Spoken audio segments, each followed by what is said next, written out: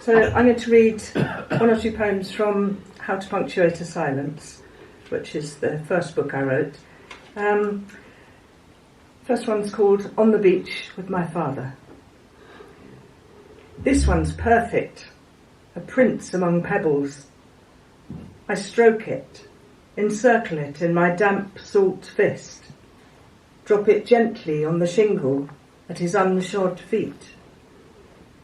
He holds it lightly in his right hand, takes aim slowly, studying the waves, absorbing their rhythm, beginning to sway with the ocean. His arm loops back in one fluid arc from the shoulder, his left arm rising in counterbalance. He shuts one eye against the sun. With a sharp flick of the wrist, he sends our prince skimming over the water, bouncing ever faster, until all we can see is tiny droplets glinting. He straightens up, brushes his hands together, reaches down to hold mine. Triumph on his face, delight on mine. It was a champion's fling, and he is my king. And this next poem is familiar to most people as a child or as a parent. It's called First of Many. Surprisingly small, slightly stained, jagged, weightless, warm from your breath. It sits in the palm of my hand, this tiny speck of your being, freed from the flick of your tongue and the crunch of covert treats. I place it with care in my pocket, as if it were a wedding ring, and I the best man. You grin, gap-toothed with pride. Later, as you dream, I will slide a shiny pound under your pillow, the first of many. This third one is just an example of how childhoods aren't always so lovely. This is called Disorder. As the damaged wings of an injured bird, so your arms hang limp, frail, unsure, your silhouette pierced by the blades of your shoulders, your wrists, your jaw. How has it come to this?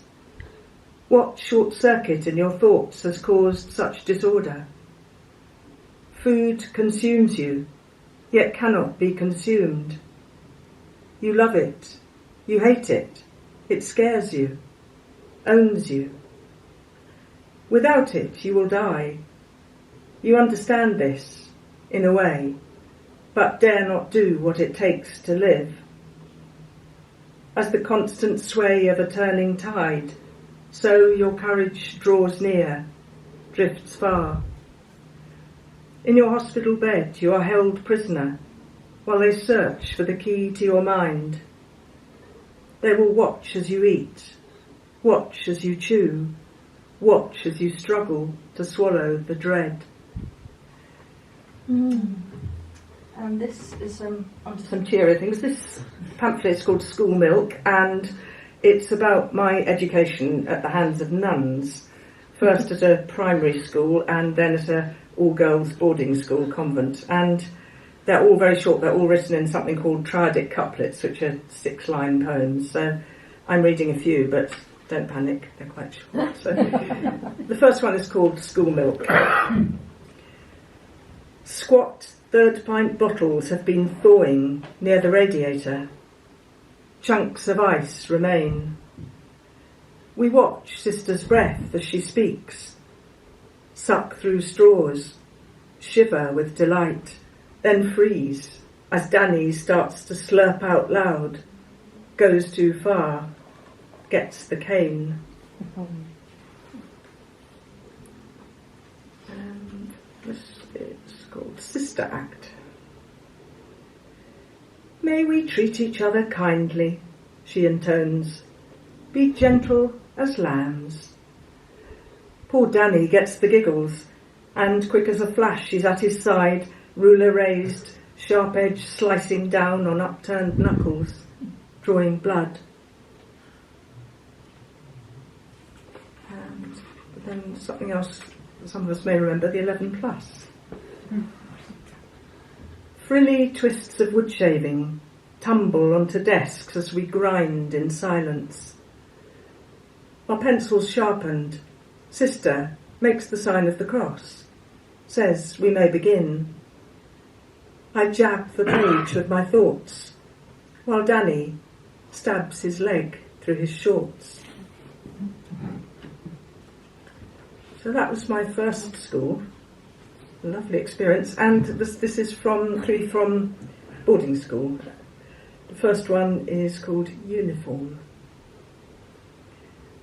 2 pairs of brown lace-ups, one for Sundays, gym shoes, ballet pumps, Wellingtons, outdoor plimsolls, hockey boots and slippers.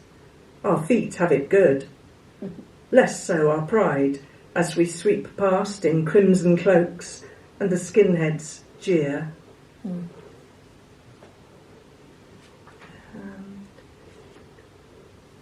Folk Mass. We wrestle our guitars into position in the narrow pew and begin to strum, Come by our. Only 3 voices have joined in. Sister starts to clap. Father Tom rolls his eyes, reaches for the cup of communion wine. And the final poem is called Pressing Business.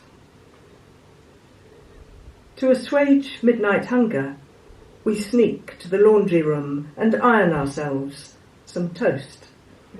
We iron our hair, too, to make it straight. Tonight, Irma's curls simply bubble and sizzle and stick. Someone has tried to make Welsh rarebit. Thank you.